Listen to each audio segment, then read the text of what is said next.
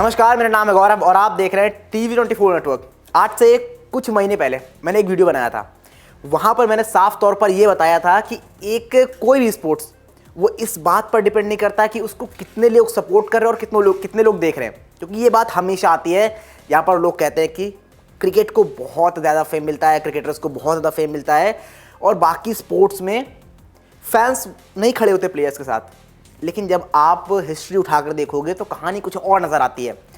चाहे हम क्रिकेट की बात कर लें, जब 1983 का टीम इंडिया ने वर्ल्ड कप जीता कपिल देव की कप्तानी में, वहाँ से क्रिकेट को वो स्टारडम मिलना शुरू हुआ।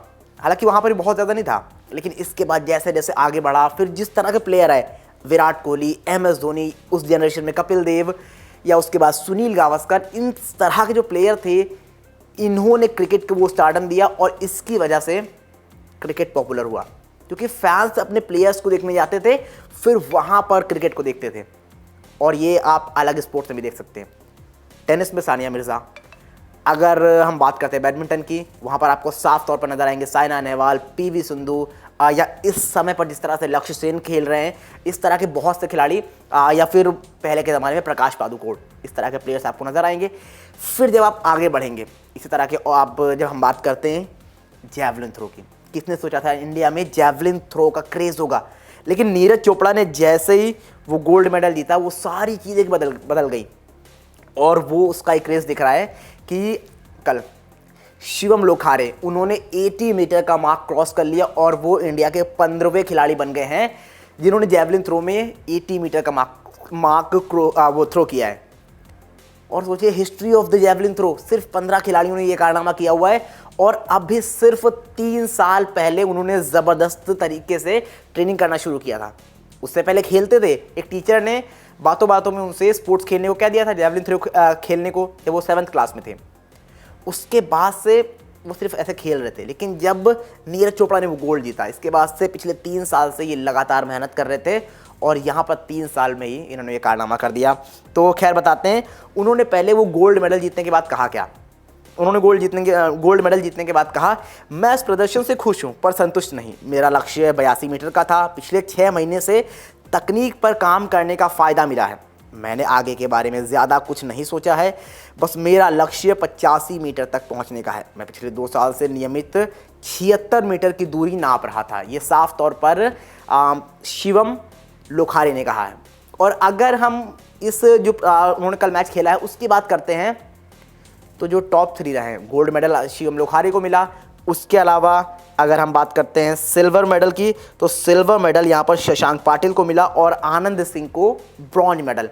लेकिन सिल्वर मेडल और ब्रॉन्ज मेडल के बीच जो फासला देखेंगे ना हम, और गोल्ड मेडल के बीच, बहुत लंबा है।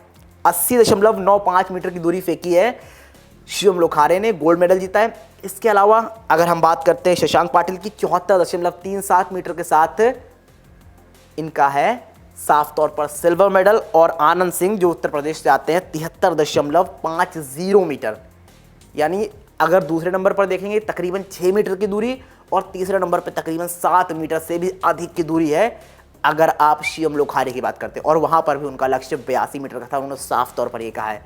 तो ये कहानी बयां करता है कि नीरज चोपड़ा वो बुनियाद रख चुके हैं इंडिया में जैवलिन थ्रो की, और अब यहाँ से आपको एक के बाद एक प्लेयर निकलते हुए नजर आएंगे।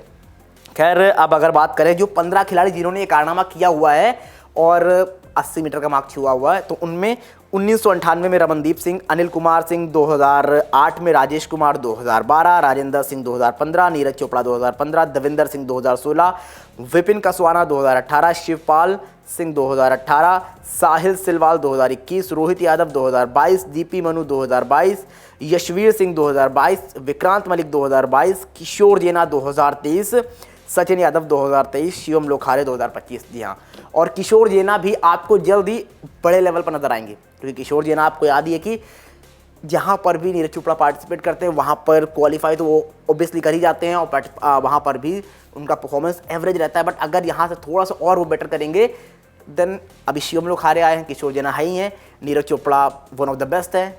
इंडिया के 3 जेवलिन थ्रोअर आपको एट द सेम टाइम एक टूर्नामेंट में नजर आएंगे, और इससे बड़ी बात कुछ नहीं होगी अगर ये इस तरह से शिवम लोखारे अपने परफॉर्मेंस को कैरी ऑन करते, कैरी फॉरवर्ड करते हैं। बट देखते हैं आगे क्या होता है। लेकिन फिलहाल जिस तरह से कल की जीत उनकी रही है, भारतीयों की उम्मीदें बढ़ा दी हैं जैवलिन थ्रो को लेकर। बिकॉज जैवलिन थ्रो इंडिया में जब से नीरज चोपड़ा ने वो गोल्ड मेडल ओलंपिक में जीता है, उसके बाद से अल्टीमेट लेवल पहुंचा है। और वही मैं लगातार कहता आया हूं कि आप वो प्लेयर बनिए जो उस स्पोर्ट्स को उठा सके, जो उस स्पोर्ट्स को स्टारडम दे सके। चाहे फिर बैडमिंटन की बात करें, टेनिस की बात करें, या फिर फुटबॉल में सुनील छेत्री की बात करें, आप वो प्लेयर बनिए जो अपनी कंट्री को उठाए। तो वही अब देखते हैं यहाँ से क्या होता है। अब किस तरह का प्रदर्शन आगे रहता है शिवम लोखारे का, बट यहाँ पर ज़बरदस्त प्रदर्शन था, गोल्ड मेडल जीता है, शानदार तरीके से जीता है। हालांकि डोमेस्टिक टूर्नामेंट था, बट इसको किस तरह से इंटरनेशनल लेवल पर लेके जाएंगे और इस परफॉर्मेंस को आगे बढ़ाएंगे, वो देखना दिलचस्प होगा। खैर, आप बताइए क्या लगता है आपको कि कितनी जल्दी शिवम लोखारे, किशोर जेना और नीरज चोपड़ा, इन तीनों को हम साथ में खेलते हुए देख सकते हैं इंटरनेशनल स्टेज पर? क्या लगता है आपको? जल्दी जल्दी कमेंट करके बताइए क्या है आपकी राय।